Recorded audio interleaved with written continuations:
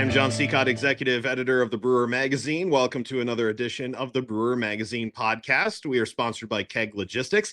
You can find out more details about them at keglogistics.com/brewermag. Well, a really cool opportunity. Whenever I get a chance to go around the country, I love stopping into breweries and be able to learn the stories of why they're there, especially when it's outside of a major metropolitan area. One of those is actually in my home state, my hometown, near my hometown, a small community, about 25,000 people in the entire county. But yet, it kind of echoes back to the thought that talking to a good friend of mine who owns a brewery is like, small breweries are like pizza places. They're always going to be available. You can find them in a small town, even when there isn't a lot of other things around. That's how some breweries can continue to thrive and be a part of their community. And one of these is in Kingsford, Michigan, which is a part of kind of the twin cities of Iron Mountain and Kingsford, two small communities in the Upper Peninsula of Michigan, where I am from. Had a great chance to sit down and talk to owner Jeff Bricky, who started this with a pizzeria concept. And this is like 2017, 2018, when you're not exactly thinking of food as being the number one thing. But again, it's a small town. So you kind of need those extra things to have people in. And Jeff explains it correctly about saying, you needed to be able to have people to come do more than just have a few beers, stay around, have some food. Well, if you're a pizzeria and a brewery, you're open for lunch, you're open for dinner, maybe. What about breakfast? They have just started a new concept with a bagelry offering bagels made right there after they were able to move the kitchen out, or rather move the brewery out and add a kitchen in. So this is a great conversation about small town brewing. And we wanted to be able to share this with you here on the Brewer Magazine podcast. This Brewer Mag podcast is sponsored by Keg Logistics. Now's the perfect time to review your keg management strategy. Whether you're seeking a truly flexible keg rental program or intrigued by the seamless distribution freedom of paper fill, Keg Logistics is ready to craft a personalized solution for you, ensuring you receive the kegs you need precisely when you need them. For details, visit keglogistics.com/brewermag. Keg Logistics, modern solutions for keg efficiency. And here on the Brewer Magazine podcast, we are joined with Jeff Bricky, president of 51st State.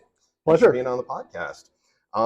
Tell us just a little bit about this. We're in Kingsford, Michigan. This brewery's been around. You just had your 7th anniversry this year. How have things started for you? Yeah, guys? This is actually our 8th year this year. 8th year. Yes, right. It is. Why? Why did you want to open a brewery in Kingsford, Michigan? Oh boy, that's a long story. We got time. Yes. We actually, when we decided to open a brewery, we wanted it to be in the UP. Mm-hmm. Okay, and we were from Marquette, and Marquette was already had some breweries in there, so we didn't want to do it there. So we traveled all around the UP from St. Ignace to Newberry, Munising, quite a few places, and we couldn't find any buildings that suited what we really wanted. We didn't want to be on the highway. We didn't want to be, we wanted to be in a neighborhood. Sure. So we didn't really consider the west side of the UP. But then some friends of ours told us, take a look at Kingsford, Iron Mountain area.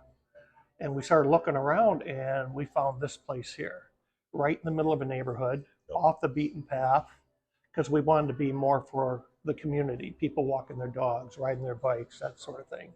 So we come across this building here, which used to be an old bar. Always a good start. Went through 3 or 4 different names, and so we purchased it, got it really, really cheap, and just gutted the whole thing. That's how we started. Nice. And so this is around 2017, and when you guys are looking for it and take a look at it. But even then, was the business plan always? You guys have a pizzeria, you have a bagelry. We'll talk about that as well. But was food always an option? After talking to quite a few people, they gave me the advice: don't open a brewery without having some sort of food. And the more I thought about that is, if you're going to be a brewery and only serve beer, you got to keep people here. You're going to have entertainment. You're going to have maybe play games and other things, but you have to have a way to keep people there. Because my philosophy is people will come in for a couple beers, they'll go out to eat. Or they'll go out to eat and come in for a couple beers, you know. I wanted to keep people here longer. So we decided on pizza. And this whole area has a lot of Italian heritage. And we really looked into what kind of pizza we were going to make. And we decided to do my twist on a Neapolitan pizza. And that kind of started all that. Sure. And like when you do that, you're doing market research basically. You're trying to find a niche that isn't. Is there wood-fired Neapolitan type pizza in the area that you didn't feel like you were so close that you were competing directly with them, or did you see there's nothing like this? We can be this right here. Yeah, there's a few places that have like a brick oven, but we were more of a Neapolitan style with the dough we make. Uh, it has thin crust, has a nice edge all the way around it, and we wanted something that could bake in about 140 seconds to 150 seconds versus other pizzerias where they take 6 to 7 minutes to bake the pizza. A lot of times when we're slow, if we can jump right on the pizza, we'll make it, put it in the oven, and have it out at the table before the waitresses have the beer out there. We try to do it that quick. It's for fun, but you know, we wanted something we could make very, very quick that tasted real good with quality ingredients. And if we did that, people will keep coming back. Yeah, yeah. Uh, Obviously, and I've talked about this before. I'm a born and bred Youper, so I know the area. I don't think a lot of people in the country understand. You know, they sometimes look at the two and they're like, "That's Wisconsin," but we know it's not. We know we're part of Michigan. Yes. But you guys are located on the Wisconsin-Michigan border in the southern half of the UP. And it's a small town. Kingsford's 5,000-ish, Iron Mountain's 7,000, Twin Cities. They probably make up half of the entire Dickinson County, which is only like 25,000 people. So you have a very limited amount of people that you can cater to. So does that dictate like, okay, I know how much beer I need to make, because you don't want to come out with a 10-barrel system and be firing, you know, all things. How did you develop the beer side of things and how much you want to make? And was it shoestring budget type of thing? I mean, I know a lot of when people start, they always think we got to start small, and then you're like, oh crap, we need more. Did you do it right? And do you feel you're in the right spot? No, I'm probably with just about, I don't know, everybody else. You always start out with a system not big enough. All right. And I knew that, but I didn't listen to that. I started out with a smaller system. In fact, the brewing system was in this building where we have the pizzeria and bagelry right now. It was a 4-barrel brew in a basket system. And I had 10 fermenters or 10 bright tanks in the basement, a walk-in cooler. And I had 7 fermenters all in that back room back here. And it was very, very tight, very tight. When I got my malt in, I had to buy 5-6 bags at a time. I had no place to put it. So I learned really quick on that one, you know. And then at that same time, our pizza oven was too small. It only held like 4 pizzas, okay? And when you're making 120, 130 pizzas on a Friday or Saturday night, you can't keep up. And the quality of the pizza goes down because the baking stone is getting warm and it caused a lot of problems. So from there, we got a bigger pizza oven. We can do like 8 pizzas at a time, and we can run 300 pizzas an hour through there, and quality won't suffer. As far as my brewing system, I ended up buying a building in the same town about 3.5 blocks from here. And right now it's called our production and baking facility. So what I did, I got a bigger brewing system, and it's a 5-barrel system. So it's not that much bigger, but it's totally automated. So I'm getting up in my age, so I don't want to get up and down and hook up hoses and all that. So I got a nice ABE system and some bigger fermenters and that. And that's what I have at the other building now, and that's what we're using now. I know from the time that I've started coming here, since my wife is from the area, so we're here almost every summer and getting a chance to try the beer. I do see a lot of cores, but you guys get to throw some variety in there as well. You must really like your core, because it seems like you guys have some standards that have been around since the beginning. Yes. You know, was that an intentional, I like these and people are taking to it, or is it just you feel like you hit the right ones at the right time? Well, we had 10 taps, and I wanted to have 5 of them that people loved and would expect here all the time. Mm-hmm. And then I wanted 5 other taps for fun stuff. Okay. And that was right from the beginning. It's still today. That's how it's designed. All right. Probably one of our biggest successes is our blueberry beer, called a Batty Millie. Yep. And originally I brewed that. I wanted to get some more women to come in. I wanted to draw more women in the brewery. And I thought, let me get a beer that they would like. And we served wine in that also, but I wanted something that they would like, a beer. That ended up, boy, that's been selling so much since I've opened that it's our #1 beer. It's 70% of my production. Oh, wow. And on Untapped, it's been rated #1 in Michigan for the last 2-3 years, you know. Yeah. And I distribute a little bit, so that's the only one I distribute also. But that's one beer that's really taken off. Wow. Yeah, distribution. Did you ever think of leaving the tap? Like, what was the kind of the plan at the beginning? Like, open this tap room, have some food. What now? You know, get some kegs out there. Mm-hmm. Was that out? What is it kind of like what you were looking at the beginning? It wasn't in my original business plan, Mm-hmm. but I just wanted to do it. You know, I had a lot of requests from a lot of bars, restaurants that wanted to put that beer on tap. Now I'm a one-man show, Mm-hmm. so I run the business with my wife Victoria. Doing all the payroll and all the ordering, and all the brewing and all the cleaning, and I only wanted a select few customers. Mm-hmm. So I have 3 or 4 customers that I deliver beer to on a regular basis, and that's okay. Yeah. Eventually I'll hire a brewer, and then we'll expand that quite a bit.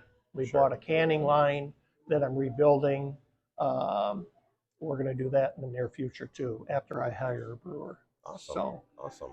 Well, right behind us is where used to be the brewery. Used to be the brewery, yes. And then when you leave the space to start, working there, you have an empty space. You decide, well, what else can we do with it? How did this develop into a bagelry in the morning? Well, we took a look at our business, and typically, except for Saturdays, we open at 4. We close at 8 or 9, depending on the season. Mm-hmm. Saturdays, we open at noon. So I got to looking at this. The building's dark for 12 plus hours a day. Yeah. And we got that back room with nothing in it now. And at the new facility, we were making our own dough for our pizzas. Mm-hmm. So I had equipment, had some equipment, and then we just had thought about making bagels. Why don't we open in the morning, where typically the building's dark, Yep. and let's make revenue in the same building. Mm-hmm. And so we worked with a consultant, nailed down the recipe, the sourdough bagel recipe, and we started back in this room here. And right now we're open every morning. We're closed 2 days a week, Mm-hmm. and probably half the time we sell out of bagels now. Yeah. Do you see a different clientele? Is it your beer people coming in to grab a bagel, or are you seeing a lot of different people like, this is awesome, I can go to a brewery and not have to work, I'm not getting a beer, I'm getting breakfast? No, it's of course you're going to have overlap, Mm-hmm. but I get a lot of different people in here, Which increases revenue, increases Yeah. the opportunity to be seen. And we don't do any advertising. We do a little bit on Facebook, Mm-hmm. and that's about it. My wife does a lot of the posts on Facebook, and that's all we've done. We haven't advertised. So as people are finding out about us, we're getting busier and busier and busier, which is a nice thing. But if you start out slow, it's good for your crew also, especially when we first opened. You didn't want to flood it with all this advertising and just be overwhelmed with new people. Yeah. So just like when we started the brewery, just one day we put an open sign out. Didn't tell anybody. And people started coming in, and gradually business built up. The people could handle it. We could, anything they were doing wrong, we could correct it.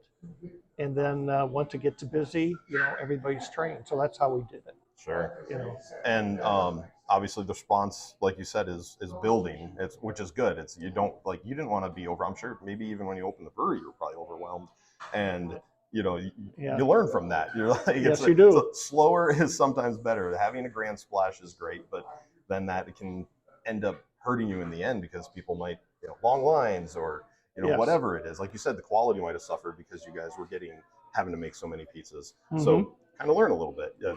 Absolutely, and that worked out well for us. So, Yeah. and even at being slow, when you open a business like this, and I don't know how true it is. I hear a lot of people, hey, by year 2 we'll be making money, or year 3 we're making money.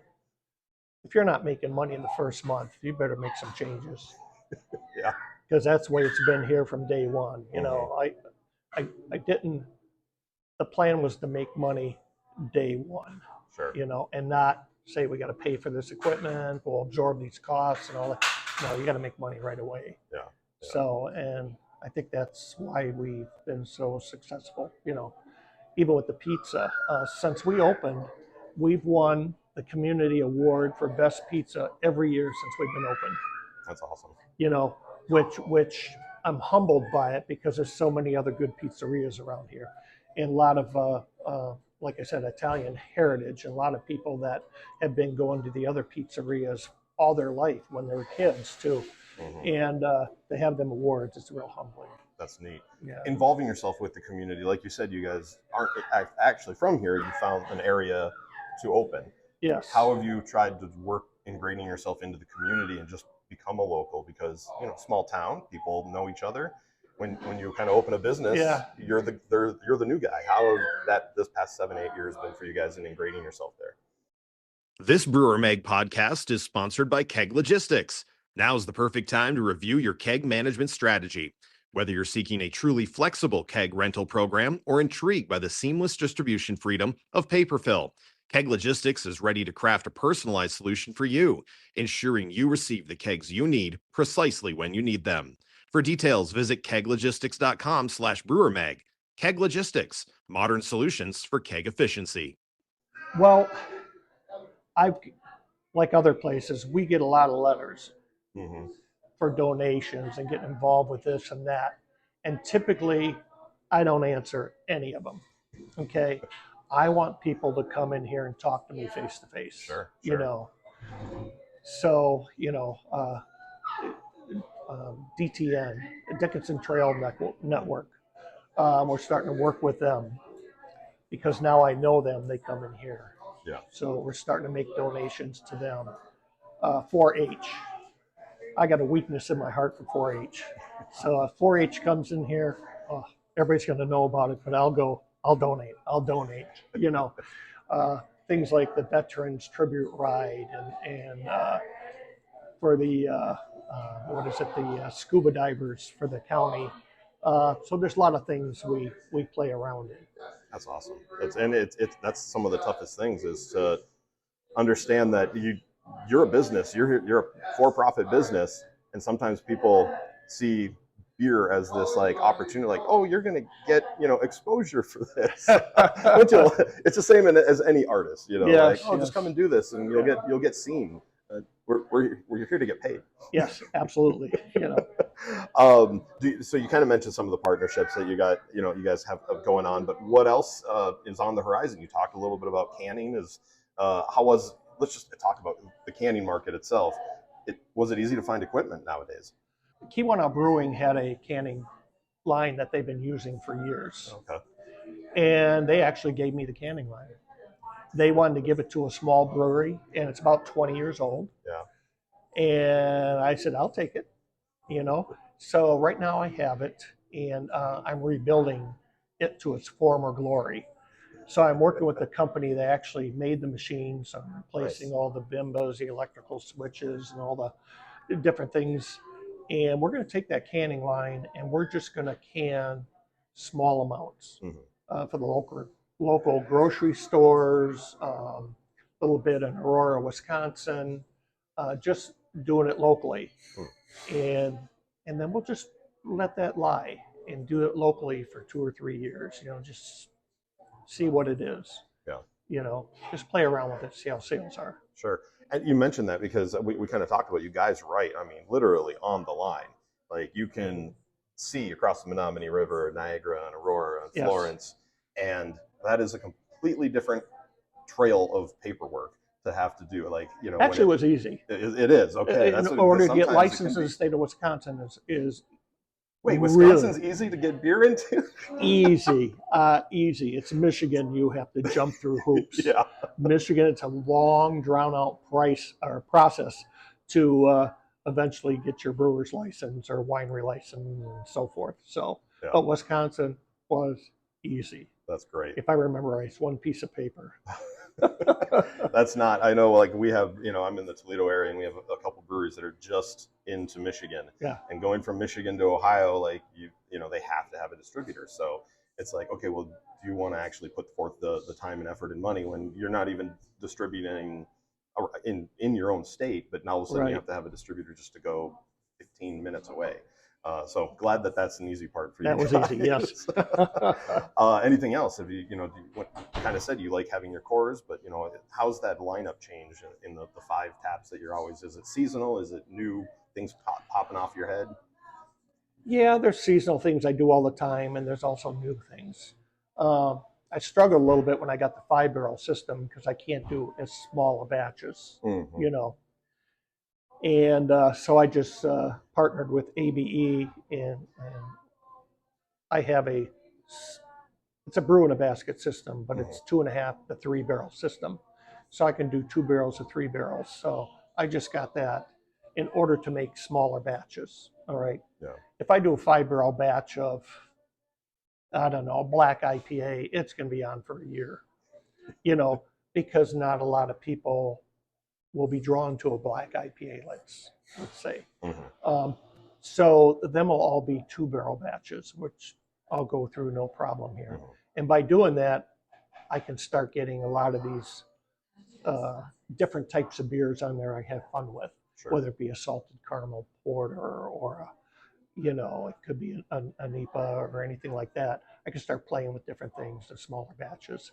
So I ended up getting too big a system for the amount of business I have in this brewery. Mm-hmm. And now with the new system, I can do small batches so I can keep it fresher. Sure. How's the trends, you know, just in overall craft beer, are you paying attention to versus what you need to have in the tap room because you know it's going to sell? I mean, obviously there's been a lot of changes over the last 5 or 6 years, especially in the hop side of things. Cold IPAs and New England IPAs have become such a you know, different thing. Lagers, I mean, that you need more space to be able to, and more time for lagering. Yeah. How have you adjusted your strategy on that end? Because there are always kind of new stuff, but you have a community that is still might just be walking in for the first time and trying your first beer. I've got a lot of fermenters. So, and I do a lot of lagers, you know. And one of our beers we put on tap, you know, is our 3 Vagabonds. It's just a light American lager. And that lager's for 8 weeks at 32 degrees. So I'm able to do that. I have enough fermenters. And I've got more fermenters than what I need. So I can make lager and let them sit there for a year. You know, nice. I got my Oktoberfest that I do in July, you know, and that's just, you know, it'll take about 3 weeks. I'll drop it down slowly to 32 degrees and it will sit there until I need it. So it doesn't really affect me at all. Sure. It really doesn't. I've got a lot of fermentation and I just play with some styles and if one sells, I'll put it on my list for next year. You know, if it doesn't sell, it won't show up again. But usually they all sell. Sure. Obviously, I mean, the size that you are, whether it's, you know, how much you're putting out in a year, or even the, you know, the 5-barrel system, it's kind of come back to that because going into a small market, kind of being in a one horse town, you know, being the only no competition, you see this more and more and more now, where it's not just, you know, we're going to go open up in a major metropolitan city because that's where the people are. Now you're going to, well, that's where no one else is right now. Hit them where they ain't. You know, that seemed to be your philosophy starting. Do you think that is, you know, for other people that might be watching this or brewing, planning, do you feel it's a smart idea to find those holes that are still out there? Well, obviously, if you can go somewhere where there's no other breweries, that's a good thing. You got to take a look at population. You got to take a look at a lot of them things and exposure and that. Um, God, it depends how big you want to be. Sure. I didn't want to be that big. We do under 300 barrels a year. Yeah. I mean, that's not much. And you got other people go, well, I got to hit that. I want to do 1,000. I went, oh, we do fine with under 300 barrels a year. Yeah. Half my business is food. Yep.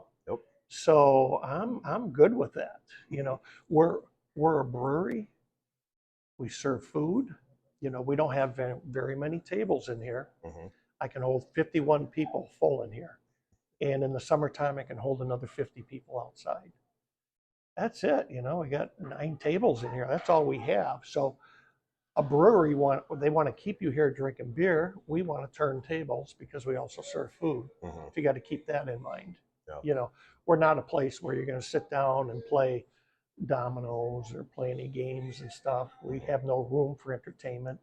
So it's a small building. So you got to really take a look at what you want to be, and let that decide where you want to go. Yeah, absolutely. In my opinion. Absolutely. All right. Well, we talked some business. Let's have a little bit of fun, some beer, get to know you a little bit. Yeah. If you could collab with any brewery in the world, in the country, who is it, and what do you want to make with them? Oh my God, Cognition, out of Marquette, Michigan. Yeah. Marquette, Michigan. I'll tell you what, they brew some great beer there. And we did a collaboration early, and that would be my number one place I would go. Yeah. Hands down. And they're very, I guess, Belgian Nordic styles. So what would you guys make if they haven't made something there? You want to make something with I would have to give that a lot of thought. Chris is still there, right? Chris Thompson. Yeah, Chris and I, we know each other. We did the collaboration together. We were on the market. We belonged to Marquette Homebrewers when it was a big thing 8 years ago. And yeah, I don't know what I would brew. Man, I'd have to talk to Chris about that. We could dream up something. I'm sure you guys could. He's into that unwritten rule. We'll figure out something. What do you got? Yeah. What do you got growing in the area? We can Yeah. pick this and pick that. That's the type of stuff they do. So that's what I would do. Awesome. Was there a job you had applied for in your life that you didn't get, and you're still kind of like, I missed that. I wish I would have gotten that, heartbroken to this day of something. Never. I've been so lucky throughout my life, and maybe because I work hard. I mean, I started out as a bricklayer, laid brick for about 12 years. All right. And it wasn't outside brick. It was inside foundries and refineries and chemical plants and stuff. Their vessels are all lined with refractory and brick, like Grady Foundry or Wapaka Foundry, something like that. And that's what I did for a lot of years. And then after that, I just got hired by Wapaka Foundry. And then I was with them almost 24 years. Okay. Worked up from running a melting department to plant manager. And I just worked hard and never went to college. I got a high school diploma and I got to be like a plant manager. So I guess I've been kind of lucky all my life. Awesome. I was always in the right place at the right time. Maybe from working hard, never saying no, never calling in sick, always be the first one to volunteer for overtime. Every job I've ever had, I do the same thing all over again. Awesome. Well, this is the owner and the brewer side question. Yeah. Would you rather run out of CO2 mid-service during a busy day, or break your glycol line mid-fermentation? Oh, break a glycol line. I've got so many fermenters and so many beers ready to go. I would just toss the beer. Yeah. And CO2, man, that's business. That's income coming in. I want that to keep coming in. I would lose a lot less money by just dumping a beer, which I've only done once in my life. Awesome. Always a good thing. Yeah. Yeah, I sucked up sanitizer in there as it cooled down and hurt the beer. But other than that, it's the only thing. Yeah. Awesome. My computer turns off just as we get to that last question. Wow, that was amazing. So Okay. appreciate it. It All must right. be done. So Must be done. well, excellent. It was great talking to you and getting to know a little bit The about pleasure the was brewery. mine, And yeah. there's so many breweries like you across the country. I'm sure they're going to get something out of this. Well, if they get a little something, then it was a success, wasn't it? You know. All right. All Thank right. you. Well, thank you. Pleasure. This Brewer Mag podcast is sponsored by Keg Logistics. Now's the perfect time to review your keg management strategy. Whether you're seeking a truly flexible keg rental program or intrigued by the seamless distribution freedom of paper fill, Keg Logistics is ready to craft a personalized solution for you, ensuring you receive the kegs you need precisely when you need them. For details, visit keglogistics.com/brewermag. Keg Logistics, modern solutions for keg efficiency.